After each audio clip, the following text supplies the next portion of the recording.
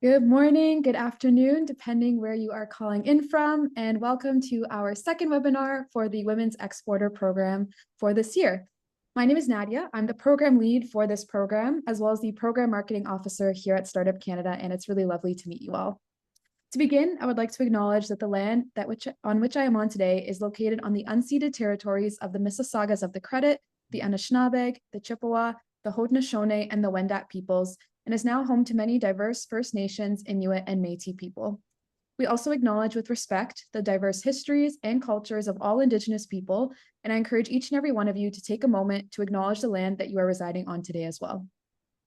Now, today's session is being recorded and it will be shared afterwards on our YouTube channel, along with all of our other webinars and resources. So you can go back and take a look or send it to a friend that you think might benefit from this session. We invite each and every one of you to introduce yourself into the chat. Feel free to share your name, your organization, where you're calling in from today, and maybe even share a link to your LinkedIn.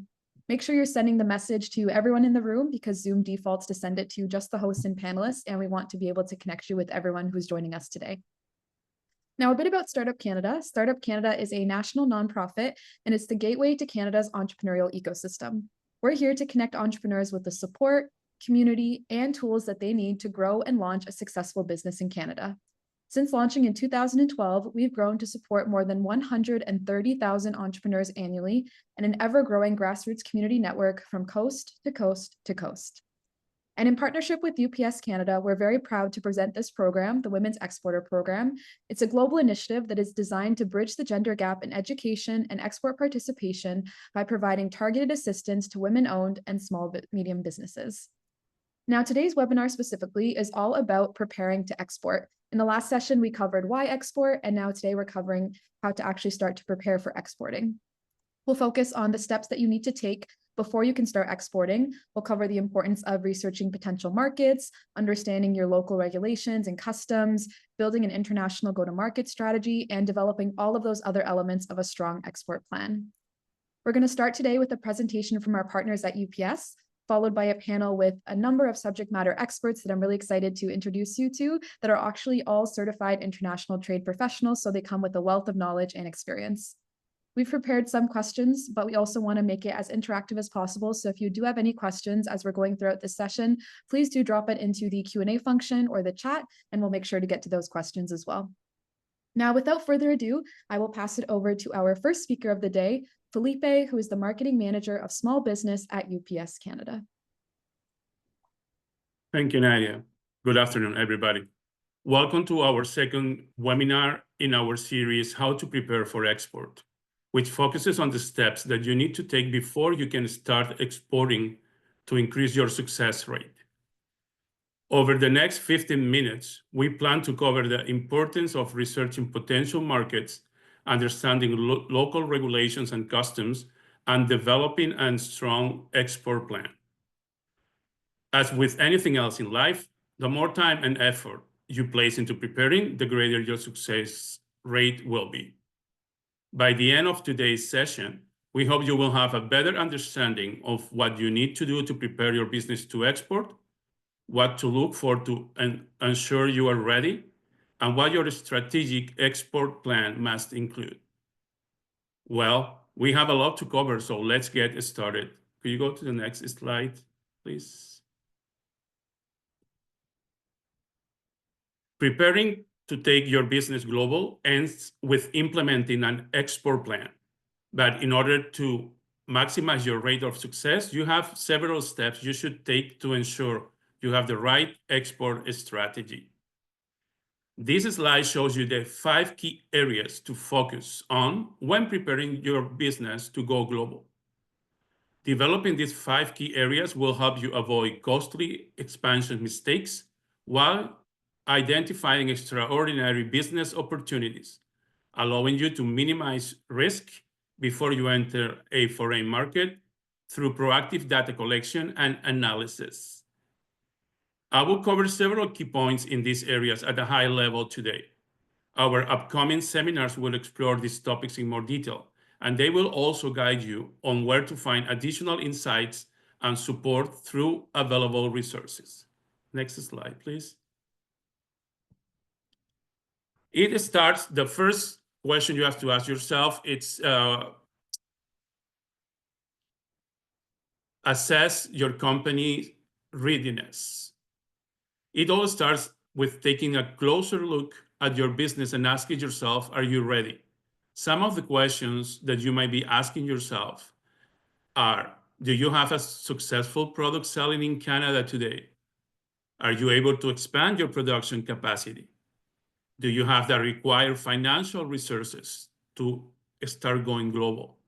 Have you addressed any IP requirements to protect yourself here in Canada or in the markets you want to enter? Also, are you able to modify your product to meet foreign regulations and cultural preferences? What are your product's import and export controls and compliance requirements? Do you have your shipping requirements in place? How are you going to manage international payments? And one of the last questions that we come with is how you develop an export business plan.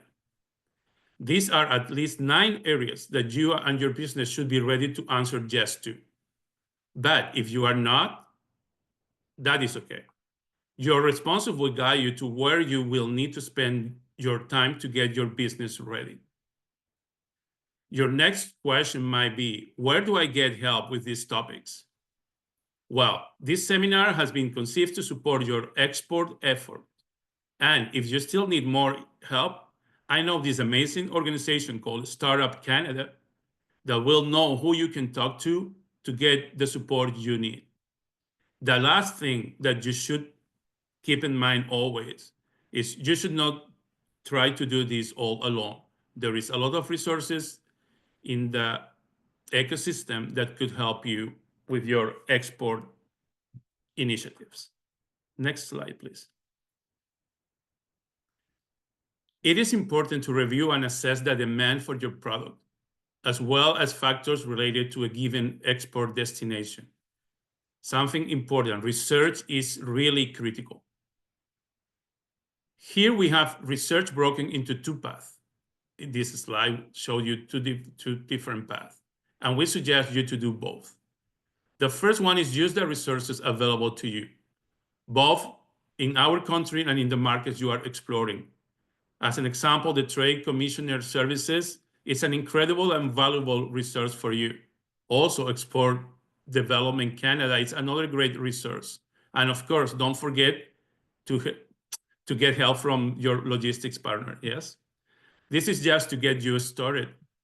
As you need to research more specific topics or items, get experts, and Startup Canada can point you in the right direction. A second path for research is doing your own research. What do we mean by that is look at what your competitors, both domestic and international, are doing in those markets. Some questions you might ask yourself, it's what is their offering? What are your competitors offering? What is their pricing strategy? What channels do they offer their products through? If the competitor is in multiple markets, does their strategy change from market to market? What are their customers saying about their product and experience with their brand? Look at customers' reviews. And don't forget to review your own website to see where you might be getting international interest from. As an example, as you can see in this slide, you could use a tool, in this case, it's similarweb.com. This tool can give you insights into which markets are showing interest in what you have to offer. The example you see on the screen is from an existing UPS customer based in Ontario, who also does business in the US. However, you can see that their website is getting greater interest from Turkey, a market that this customer never considered as an option. That also holds true for Brazil and Germany. Then for this customer, these are now 3 new markets that the customer could explore and expand into. Next slide, please. Now that you have narrowed your list to a market or a few markets you will need to dive deeper into, you have to start looking key areas on these markets. These key areas include regulatory, logistical, and cultural factors. Here are some further questions to help you properly assess which market or markets is best for your business. Are there any infrastructure or logistic factor for consumers to access my product? How would you communicate with potential partners and customers? Think about language, time zones, etc. Are there any Canada export controls on my product to the destination I'm considering? Are there import requirements that may need an alteration of my product? You need to understand both your export and import requirements. How will after-sales service be conducted or customers' questions be addressed? How can you mitigate risk in case of shipping issues, non-payment, or other disputes? Are there reputable partners in the market to support your company in the export and import process? Partners in logistics, in customs, legal. Is there a reputable, reliable, and knowledgeable local partner to support your market entry successfully? Some of these questions are not easy to answer by yourself, but where can you get help? That's right. TCS, EDC, UPS, and Startup Canada to link you to many more resources for help. Next slide, please. Before we continue, I wanted to share this slide to help you if you are still unsure which market or markets you want to consider. Our government has done a great job working with other countries and parts of the world to put free trade agreements in place to help Canadian businesses grow. What is special about FTAs? Well, these are agreements with countries and territories to help eliminate tariffs and reduce red tape. Basically, these are countries that are saying, Canadian businesses, come do business here. So why not look at them closer as an option for your business? We currently have these 15 FTAs enforced, including, for example, CETA or CPTPP, both eliminating over 90% of tariff with around 1 billion customers combined that you can target. Plus, our government has 14 ongoing negotiation and exploratory discussion with others. Take note of that URL at the bottom, which is a great resource to check your product's tariff rating for the countries you are exploring. www.tarifffinder.ca. Next slide, please. Now you are ready to start building your export strategy. This export program will provide some further insights and programs you can join and get help in building a sound export plan. But what is key is to keep it simple, at least initially. This is not a one and done.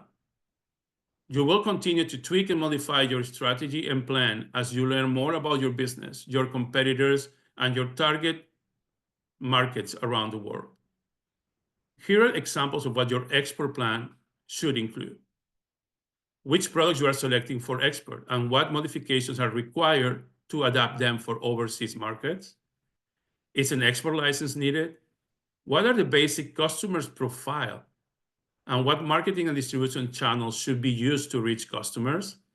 How to address any special challenges, for example, competition, cultural differences, and import and export controls? How would your product's export sales price be determined? Operational steps to be taken and when? The time frame for implementing each element of the plan and their cost in time and money. Remember, this is to get you started. You will need to continue to revisit, update, change, implement, and repeat. And most important, remind yourself that you are doing this to help grow your business. Your total potential opportunity in Canada is around 38 million consumers, but that is less than 1% of the world's total opportunity. The good news is that you are not alone. You have help from so many resources, including from our next panel that will be discussing this in more detail. Now, back to Nadia for the panel session of this webinar. Thank you. Thank you so much, Felipe. That was an awesome start to our conversation, and you gave such a good overview of starting to prepare for exporting I especially love the tip around checking out your website traffic and knowing which markets to start with. So thank you so much for kicking off our session. Now we're going to kick off our panel discussion. As I mentioned, we have 3 certified international trade professionals, which is awesome. They bring such a wealth of knowledge and experience. We have Allison, who is a business advisor at BDC Advisory Services. We have Lora, the partnerships and community lead for the Forum for International Trade Training. And we have Vanessa, a trade commissioner at the Trade Commissioner Service. Super excited to have all of you here with us today and excited to dive a bit deeper into some of our questions. As I'm going through the session, again, to all of our attendees, if you have any questions, please do drop it in the Q&A box or in the chat, and we'll try to get to them throughout this session as well. So to kick things off, I know we touched a bit about it in Felipe's presentation and, in past sessions, but I wanted to start to know, how is it the right time to begin exporting for these founders to know that they're ready? Lora, maybe I'll start with you. How can founders start to know if this is the right time for them to begin exporting? Yeah, that's a good question, because I know that there are a lot of programs out there to help companies start to export or to export, but it might not be the right time for everyone. And I've been in sessions before where companies have come to me, said that, exporting is on their radar, but they don't feel that they're ready right now. And I appreciate that, because exporting does take a lot of planning, as Felipe did outline. I'm just with the Forum for International Trade Training, which you mentioned, Nadia, and we're all certified international trade professionals, and which means that we're certified by FITT. And what that's done is allowed us to take a strategic approach to exporting, looking at everything from assessing the feasibility of exporting, because your business may not be feasible right now for your company to start exporting. Sometimes companies, I know last session was about why export, the motivational factor. Sometimes for companies, in order to grow, you need to find new customers, and often those customers are in different markets. So it's about really looking at your business, doing a feasibility assessment, looking at your gaps. Right now, are you in a position to start exporting? Do you have someone on staff, for example, that is going to help you navigate through some of these complexities that Felipe mentioned, like the tariffs and the compliance, and do you need specific licensing or certification? So do you have somebody on staff, or can you contract someone or hire someone that maybe has that skill set that you're missing? I know often entrepreneurs, you're small, you could be one person. So understanding who you need to partner with in order to get the answers, to help you do that research to truly determine if it's feasible for you to start exporting. I really like that, because like you mentioned, it takes the right amount of resources, the time, the effort. This is not something that you can kind of just go do. It's good to approach it from a strategic perspective and to have all of those elements of the plan figured out when it comes to compliance and regulatory before diving right in. Allison, over to you. Now that we kind of know that the startups are ready to export and they maybe are starting to put together their plan, I know Felipe touched on it a bit as well, but how can they start to think about which markets they want to start exporting to? Are there any tools or resources that they can use to identify those right target market fits?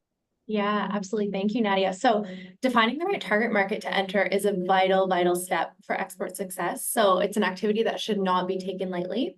So I've outlined a few tips and tricks to effectively identify a target market that has optimal opportunity with the least amount of risk, because I think the main focus when you're looking to expand internationally is to ensure that you're setting up something that can be sustainable, that can be maintained in the medium to long term. So really moving away from the instinct of, this market may provide a good opportunity to moving into validated facts. So a few steps. So firstly is, really defining your offer. So understanding, what makes your product or service unique and desirable.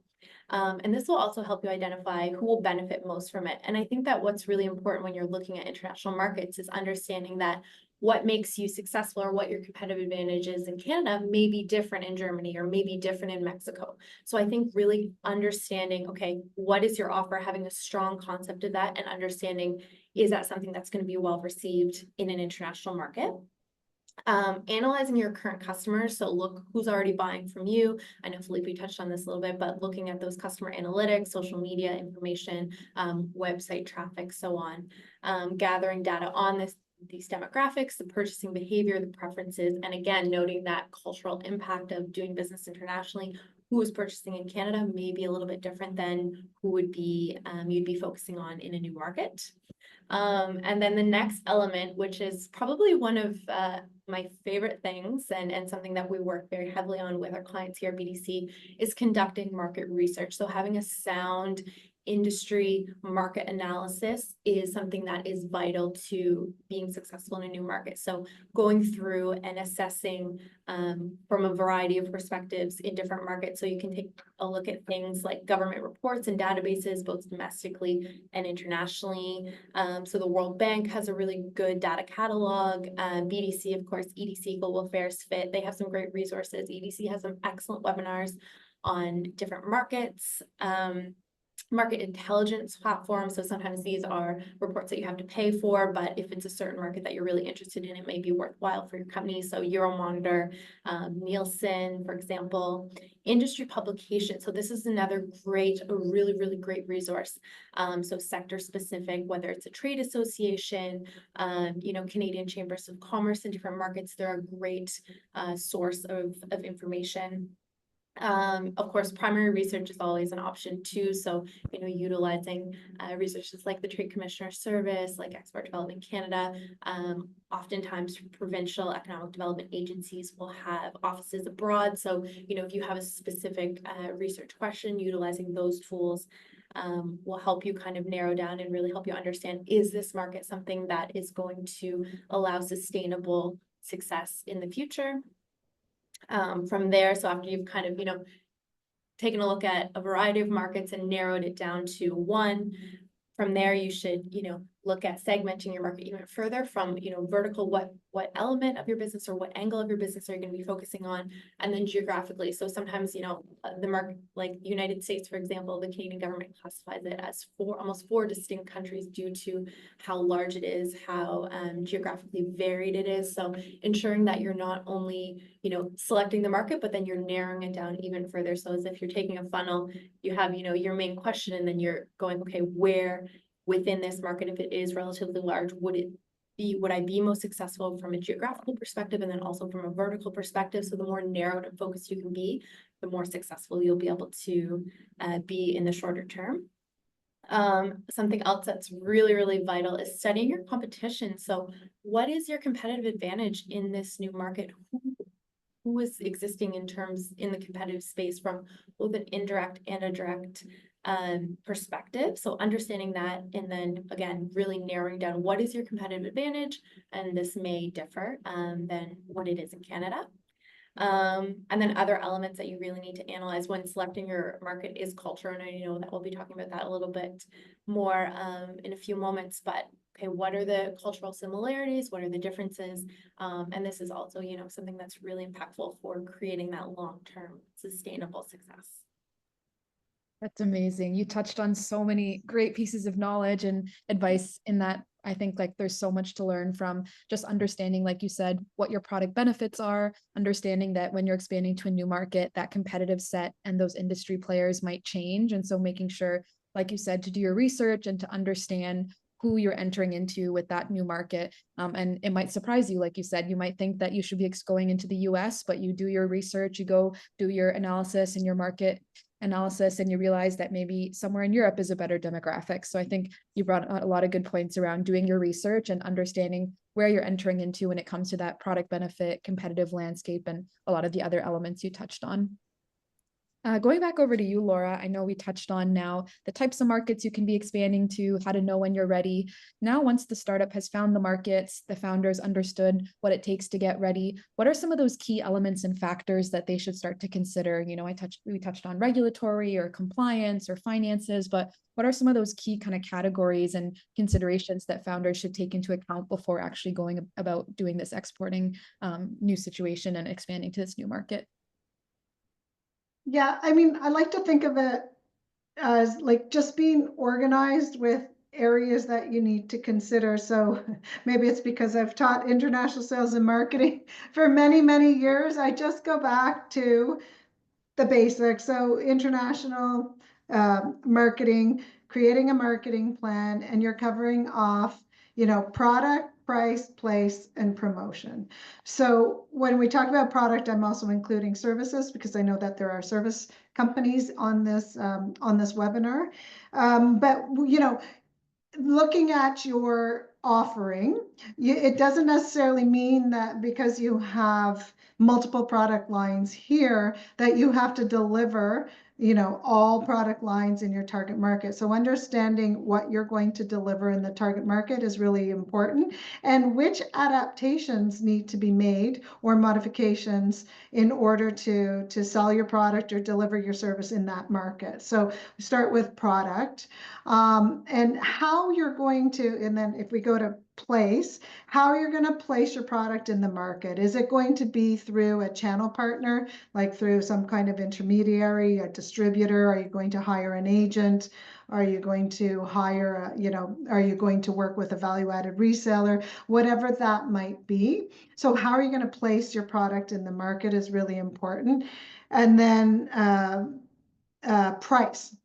A lot of companies have a hard time when it comes to price because you can't really set your price until you fully understand like if it's a product that you're shipping, all of your landed costs. If it's a service, how much is it going to cost you to deliver your service, to provide those services in the other market? So having a clear picture of the entire cost.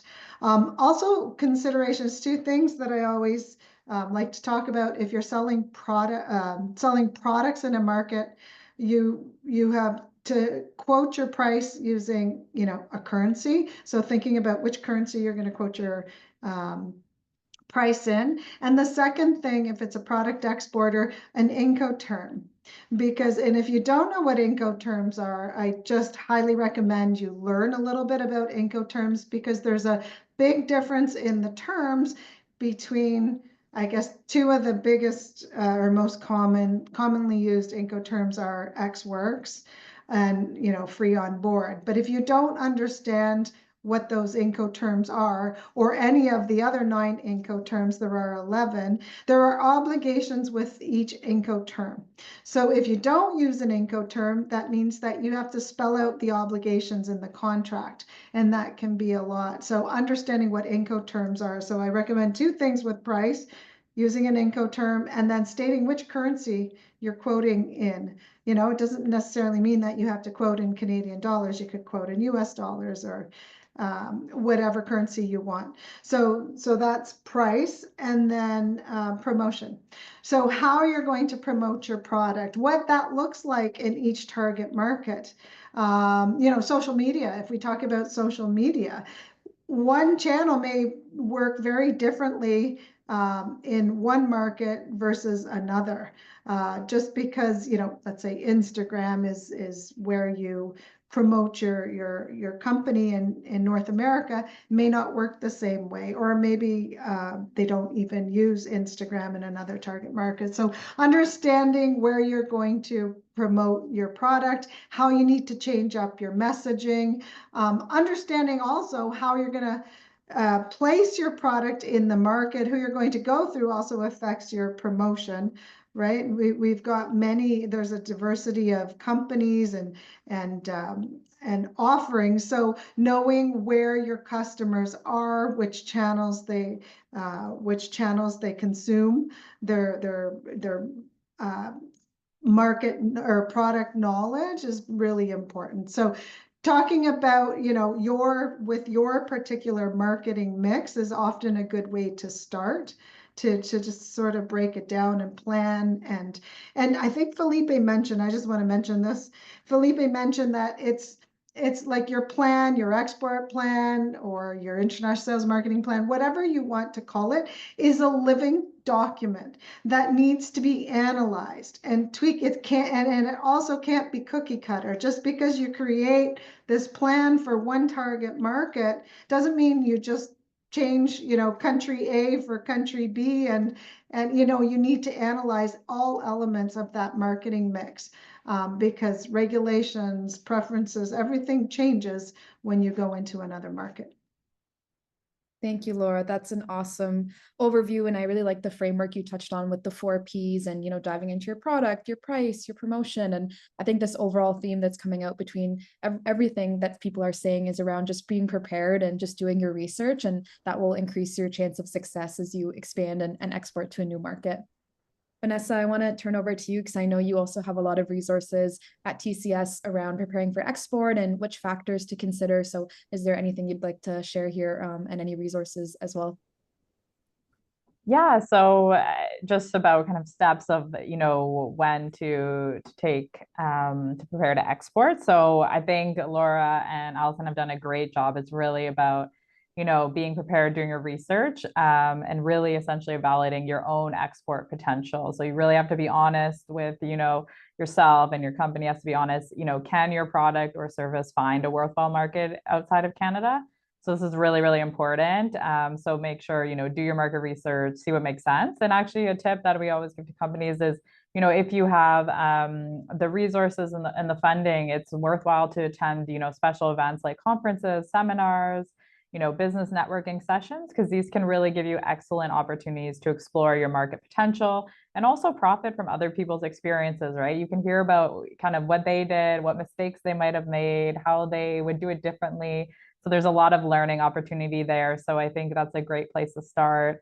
But yeah, so really evaluating that. If you determine that there is a market for your services or your product outside of Canada, then I really recommend you can take the export quiz. So we actually have an export quiz on the Trade Commissioner Service website where you can answer some questions about your company and where you're at. And perfect, Miriam put it in the chat. And it can really give you an assessment of if you're kind of ready to take that next step, if you've thought about all these things that Laura and Allison and Felipe mentioned. So I really recommend you take that as a first start to kind of give and, analyze where you're at as a starting point. And then if you just, it shows that you're ready to export, you've done all kind of those things that we've mentioned already. There's actually a step-by-step guide to exporting on the Trade Commissioner Service website as well. So this is a really great guide. It goes through, all the different steps that, Laura, Allison, Felipe have mentioned about what you need to look at, where you could potentially find research on this and things like that. And I find it really helpful. So I think that's a great place to, it goes along with doing your research. Take a look at that so you know what to expect and you know what's coming next. And I think, once you've kind of done all that, that's a great place to keep moving forward and, maybe start working on your export business plan once you kind of have all your ducks in a row and you've done all the proper research and self-evaluation of your company. I love that. And you shared some incredible resources, which Miriam has been dropping in the chat throughout the whole session. So make sure to take a look at some of those resources we're sharing, because like we said, another kind of key theme is there are a lot of resources out there to support you throughout your journey. So if you're getting confused on where to start or maybe even a bit overwhelmed, there are some kind of frameworks and resources that can help you when it comes to putting together that plan. I want to turn over to you, Allison. We talked about kind of the steps to take and some of the considerations. Are there any key elements of the export plan that maybe we haven't touched on so far that you would like to dive into as well? Oh, when you're just on mute. Of course, I'm on mute. So I think that's something that's, really, really vital to focus on when you do your export plan is having a really well-established executive summary, because oftentimes, depending upon who the reader is, whether you're applying for funding or, you're working with an agency to support your next steps, that executive summary is really kind of the holistic step-by-step what you're seeking to achieve, the history, the mission, the vision. So ensuring that you're including your export objectives, your goals for entering the new market. Why are you doing it? What's the reasoning? Why do you think you're going to be successful? Diversifying, effectively ensuring that you're showcasing how diversifying is going to impact your business while not diluting, your Canadian operations. So I think really ensuring that you have all of that well detailed within the executive summary is fundamental. Again, I know we've talked quite a bit about market research, but this is something that really showcases your understanding of how you will be successful in a new market. So establishing your target market, your competitive analysis, your understanding of the regulatory environment, that's all really fundamental. I know Laura talked a little bit about this, but product adaptation. So ensuring that you're outlining, are any product adaptations needed for going into this new market? That could be, also things like how your labeling, packaging changes that might need to be completed, understanding, from a regulatory perspective, if you're going into a new market, how are you going to adhere to the compliance factors? Your market entry strategy, how are you entering the market? What distribution channels you're going to be using, your marketing plan, having a well-developed marketing plan is something that's really necessary. I know we'll talk a little bit about this in a moment, but your supply chain, your logistics, setting all of those elements up. I know Laura spoke about Incoterms, and FITT has a lot of great skills and FITT has a lot of great resources to support with understanding Incoterms, so utilizing those tools. Your production plan, another thing that we see oftentimes with Canadian exporters at BTC specifically, is ensuring that capacity. Do you have the capacity if you're going into the EU and they say, okay, we need 2,000 widgets. Can you get that to us next week? So it's ensuring that you're well prepared to adhere to, what the ask might be, because you could potentially lose out on a contract in the future if you don't already have that internal capacity established. So that's something else to, really look at on the front end, and then really, detail how you have that capacity within your export plan. Of course, a good financial plan. How are you going to fund this? What are your financial projections? What is your budget? So ensuring that that's all we see, going into international markets, what is the geopolitical context between the two markets that, Canada and whatever market you're looking to go into, risks associated, supply chain. There's so much going on internationally in terms of supply chain, or, weather changes. We see all of those things really influencing our capacity to sustainably export. So including, okay, I understand this risk exists. If that happens, how are we going to mitigate it? So including all of those elements. And then a good, implementation plan. What are you doing? What do you need to do? When do you need to do it? How you need to do it? How are you going to finance it? And then also monitoring and evaluation. So I really like what Laura said, is your export plan is a living document. So just like your business plan. So, what are your performance metrics? What are your review process? And how are you going to be, systematically updating this plan, on what routine basis as you kind of go into the market to ensure that you're, remaining relevant. And then I always like to say too, our export plan, the foundational elements, they can be replicated for other markets. So if you, your first market, you get a really well-developed plan, you'll kind of understand the process. So then when you're looking to expand further, you understand what you need to be looking for and what you need to be doing in order to be successful. Obviously, there's a little bit of variance and nuance between markets, but if you have a good foundation laid out, you'll understand what you need to be looking for, what you need to be researching in order to be successful.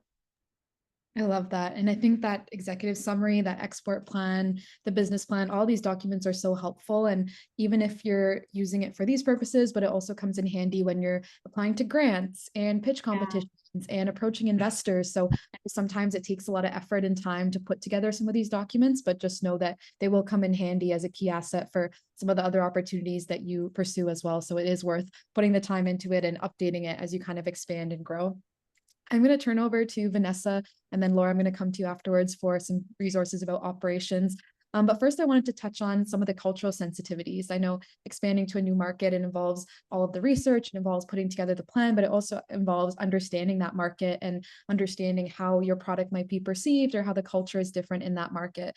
So Vanessa, are there any tips or advice or resources around understanding those cultural differences and sensitivities? Yeah, absolutely. I think it's really important. And, I think Allison and Laura already alluded to this, but this is such an important part of your market research, right? Figuring out what the cultural considerations are. For example, even simple things like the greetings and forms of address when you're in a meeting, any do's and don'ts, cultural differences, even attitudes toward, Canadians is important to know, right? How do they kind of perceive Canadians and Canadian businesses and things like that. So that's, I think, really important to do some of your own research on all of this. But We also have the Trade Commissioner Service here to help. So we do have trade commissioners in over 160 cities worldwide. So there's some of us based in Canada in our regional offices, but we have them, you know, in our consulates, our embassies, and some standalone trade offices around the world. And most of our colleagues around the world are actually locally hired staff. So they grew up in that country, they know the language, they know the culture.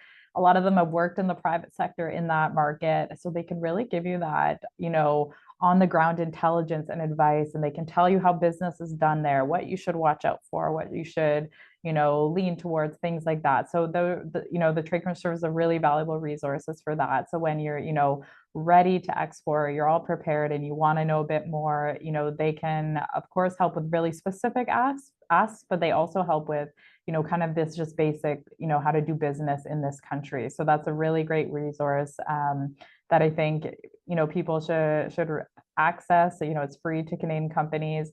And the other part I'll mention that along with kind of the advice of on the ground, they can also provide you with qualified contacts in that market, like, for example, a local translator to help you, you know, translate your labels and things like that. That would really have that perspective, because of course you can always use Google Translate or something, but it might not have that cultural you know, aspect, or, you know, it never always makes perfect sense when you do it on Google Translate versus when you ask someone who actually, you know, speaks that language. So that's another important way that they can help you with the kind of cultural sensitivities and differences of a market. So I would definitely take a look at that. And I know actually you can sign up for a My TCS account, and there are some, you know, guides on different markets in there. And, you know, there's lots of like EDC, there's some webinars sometimes with the trade commissioners in those markets. And also plugging Export Development Canada, they also have an amazing resource called My EDC as well. And I know there are some super good guides in there about doing business in different markets. You know, a lot of them are some of the bigger markets like the US, China, and kind of all the considerations. So there's lots of resources out there, and hopefully this kind of shines a light. But yeah, don't hesitate to reach out to all those resources available at your disposal to help you with these, you know, sometimes difficult cultural differences. I really like that point. Yeah, tapping into the local trade commissioners who can kind of help you navigate the market, navigate the resources. I know for myself, I previously did a trade mission with Futurepreneur and TCS, and I was going to add that that's kind of another good resource is if you're looking into a specific market and you want to do a little teaser or a little tester, you can travel to a market and do a trade mission with TCS, or I know a lot of other organizations do them, and you can kind of get exposure to the local culture, start to understand it before you maybe do a full expansion into it. Absolutely. Now I want to go over to you, Lora, and touch a bit more on operations for some of the founders who are now actually starting to do the export and they want to start to set up their operations, start to set up maybe manufacturing, warehousing. How can they go about understanding that process and understanding expanding their operations internationally? Yeah, I'm hearing everybody and I'm taking in all this information, and I always put myself in the founder's shoes, and I just think, this is a lot, because if you're the founder and you've got a small team, you're thinking of production, you're thinking of, you know, your new iteration of your platform, and then you're thinking of finding a channel partner and taking part in trade missions and trade shows, which I fully endorse, because talk about the best place to do primary research. But I just think there's a lot to take in. And my biggest piece of advice here, like without being able to do a deep dive in any of the, you know, operations and production, and my biggest piece of advice is to partner with those that know more than you, to partner with those that have a specific skill set in the area that you're looking to develop. So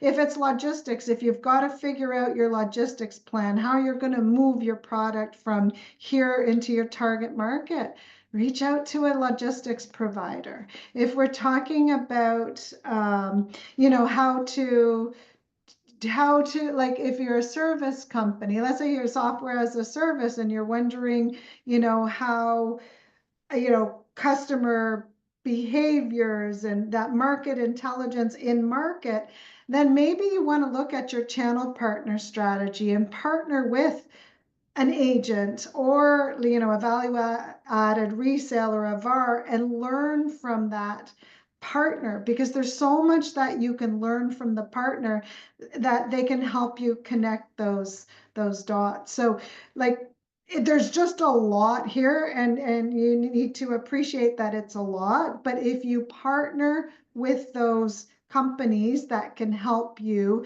achieve your goals in the market, I think that's my biggest piece of advice there. I mean, without getting into specifics with any one of your verticals, it's hard to answer that question. No, I think that's a great point, and I know it is a lot of information, and our next session will be diving specifically into operations and logistics and production. So if that is something you're interested in, our next session in November will be all about that. So we will be diving deeper, but I think that's a great starting point around partnering and finding the right people out there who can support you. Yeah, and just as the founder, just one more point. As the founder, you know, sometimes a lot of time is taken to find that channel partner, right? And it could take 2 years to find the, you know, an agent in the market or a manufacturer's rep or a distributor. It can take a long time. But what companies often fail at after they've invested that time and money in finding that right channel partner is managing that relationship. So you need to put your energy then into managing that relationship, making sure that it's mutually beneficial, because if you've invested, you know, time and money into signing that contract, and then the agent or the channel partner is not really motivated to promote your company or its products and services, then you know that's not a very good return on your investment. So just finding your key partners, but then after you've found them, managing that, and it's ongoing.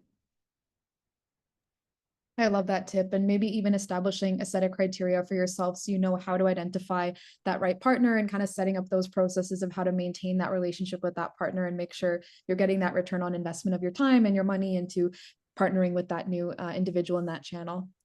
Allison, I wanted to turn to you here and see if there's additional tips you had around supply chain or operations, knowing that we do have another session on it where we'll dive deep, but if there's some initial tips and tricks on it as well. Oh, and you're just on mute as well.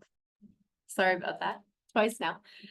So I think that, yeah, you know, establishing your supply chain effectively is something that can really propel you to export success. So I think firstly, again, assessing that export readiness. So, you know, organizationally, financially, operationally, are you set up to take on this new market? Do you have the capacity? You know, really identifying those qualified suppliers. So doing your supplier research and then utilizing tools like the Trade Commissioner Service or other organizations that are, you know, boots on the ground that can, you know, really vow for, you know, this potential supplier, if that's what you're looking for. Using other tools like freight forwarders, like customs brokers. Those are really good, you know, sources of expertise, because supply chain is such a science and you really need to have that specific intel. So I think that that's always a good way to really kind of ensure you have a little bit of a safety net and that you can also kind of learn the processes. I think also knowing a little bit, I know Laura already mentioned this, but again, your Incoterms, selecting the right Incoterms, I think is something that's really vital. And then again, just monitoring and optimizing your performance metrics. So, you know, setting up and establishing the strategy, what does success look like? And then routinely coming back and checking on that.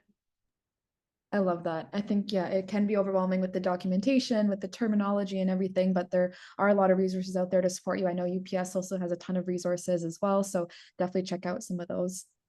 I want to turn to you, Vanessa, now. I know we touched a bit on operations, but I think the finances and the funding is a key part to this as well. So are there any financial resources around exporting and expanding to new markets that the founders and startups on the call could be tapping into as well? Yeah, absolutely. So the Trade Commissioner Service, we actually have a program called Can Export that people might be familiar with. So this is really our flagship funding program, and it's to help Canadian companies access new markets. So there's two kind of branches that are, you know, most relevant to small, like SMEs. So we have Can Export SME, which is our most popular program, and this provides up to $50,000 in funding to help Canadian SMEs break into new international market. And you can submit a project, which your export plan would come in handy because it's essentially your export plan is the application. And you can pick up to 5 markets where you want to go, and you pick a variety of activities like trade shows, meetings at different markets. You can hire, consultants to do tax, business, legal advice, digital marketing. There's money for online advertising, for intellectual property protection. So lots of ways you can use the money and kind of tailor your project to what you need. So it's a really great program, and it is, you can get up to 50,000, but it's a cost sharing program. So you would cover the other 50% of the project that you're approved for. But I will say it's a very competitive program. It's open across Canada to all sectors. So just keep that in mind. And if you are interested in applying, it's not open right now because we have, used up all the funding for this year that they've allocated, but it normally reopens in February for projects starting April 1st, which is our new fiscal year. So keep an eye out. It's really great to apply early. Once it opens, kind of start preparing now where you'd like to go, what it would look like, and then you can submit as soon as it opens. The other one that's also really good, but not as relevant to everyone, is the CanExport Innovation Program. And this is really if you have a technology that you're looking to partner with an international partner on for R&D collaboration. This helps you get to the point where you can sign that agreement and start that R&D. So it doesn't cover the actual R&D, but it helps you, travel to that market to meet with a partner, hire lawyers for contracts and things like that. So it's really geared towards, an R&D collaboration with an international foreign partner. And that one you can get up to $75,000 in funding. Similar to the SME, it's also closed, for the remainder of the year because they've, allocated all the funds, but it also will reopen in February for kind of a start date of March. And the other thing I want to mention, outside of the Trade Commissioner Service, I would say get involved with your local trade associations. So this is a great place they sometimes get funding to support companies to go to trade shows, to do events, or they might bring in delegations where you can meet with, different potential buyers from other companies. So really important to get involved with those. And then also your provincial government, wherever you're based in Canada, the provinces have really great, or departments that deal with international trade. And a lot of time there might not be direct funding, but what they do is they offer booth space at some of these events for a very reduced price. And they organize programming for you and things like that. So they're really excellent. I highly recommend you getting in touch with your provincial government to see what they can offer in terms of if you do want to do some of these international shows, or even they have webinars. They have lots of great resources as well. So definitely tap into that. I love that. Yeah, the CanExport is definitely an amazing funding program. Another one I was going to bring up is MyTax. I believe it might be closed for this year, but there are a number of travel grants that you can be tapping into to attend some of those trade shows that Vanessa was talking about, or to, attend a trade mission and things like that. So definitely check out the MyTax grant programs as well. Oh, Laura, I don't know if you have a point on this. Yeah, I'm so glad you mentioned that, Vanessa, because I was going to mention that too. It's often overlooked, like your provincial, the trade department of your provincial government. So I've participated myself in multiple trade missions and trade shows through the provincial government. And you're always under the Canadian umbrella, but we've participated in a very cost-effective way. And the doors that it opened up for us. But what I want to say is that you're not going to find out about these trade missions or trade shows that you can take part in unless you're on their radar. Once you're on their radar, then you get the invites for, this upcoming trade mission to, this country for this particular sector. So you have to reach out to the sector specialist within your provincial. It goes as well for the Trade Commissioner Service. You reach out to the sector specific Trade Commissioner, but you can reach out to that sector specific specialist in provincial government, and then you'll find out about the events that are relevant for your particular industry, and you'll receive those invites to express your interest in participating in time, because there's always a deadline, and it's first come first serve. Often the ones we went on were a maximum of 8 companies. So but you have to start networking and building your contacts so that you find out about these things, because I've heard so many times, well, I wasn't aware of that trade mission, why didn't I know? It's because they hadn't built those contacts yet. So that's my big piece of advice. Just start building your network so you find out about what's going on. I love that tip. And I think building those relationships is so important. If you send out a monthly investor update, one thing that I've done in the past is actually start sending these out to other stakeholders. It doesn't have to just be for investors. It could be entrepreneurs and residents at accelerator programs that you've connected with. It could be your local trade association, like ecosystem programs that you've taken part in. Add all of these types of stakeholders that you're building relationships with to your investor update and your monthly stakeholder update, because then they can keep posted on your progress and keep you top of mind for some of these opportunities that come up, like Lora was mentioning. So that's a really great tip. I can't believe we're already coming close to the end of our webinar. I feel like we packed so much into this past hour. I've learned so much, and I know a lot of the attendees probably who are tuning in learned a lot as well. There will be the recording of the session afterwards. But before we dive into our closing, I just wanted to pose one last question to all of our panelists. Each of you can take a moment to answer. I know it's overwhelming, maybe potentially for some startups, all the information we went through. So what is your final kind of piece of advice or key takeaway if we were to take anything out of this session that you want founders to walk away with? And maybe I will start with you, Allison, and then we'll go to all of our speakers to each say a final word.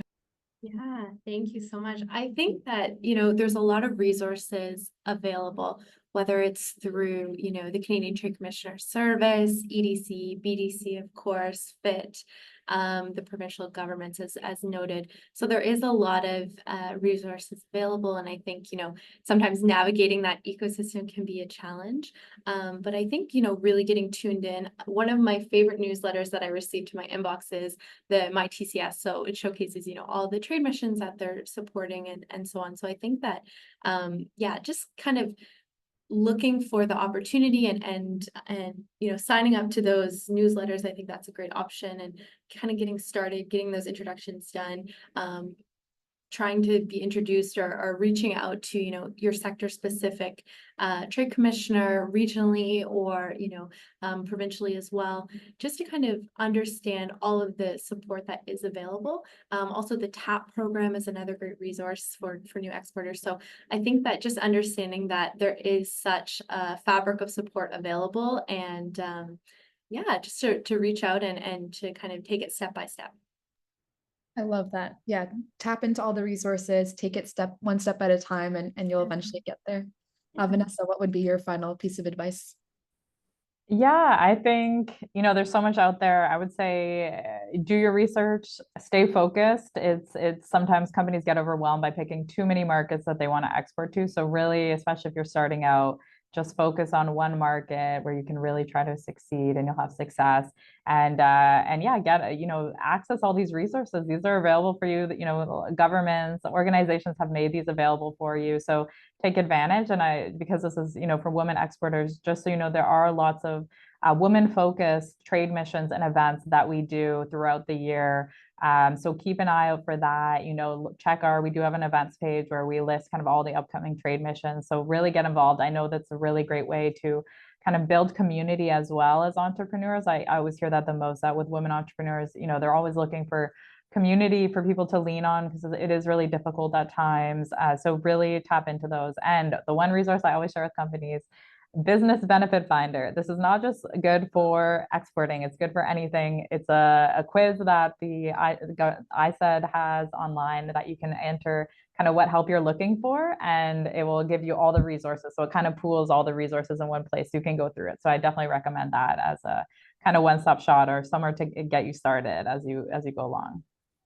I love that. And subscribing to all these organizations' email newsletters. I know sometimes our inboxes can be really crowded, but these are where all the resources are shared. These are where the recaps, the events are shared. So taking time, once a week to just go through some of those email newsletters and tap into some of these resources that are available.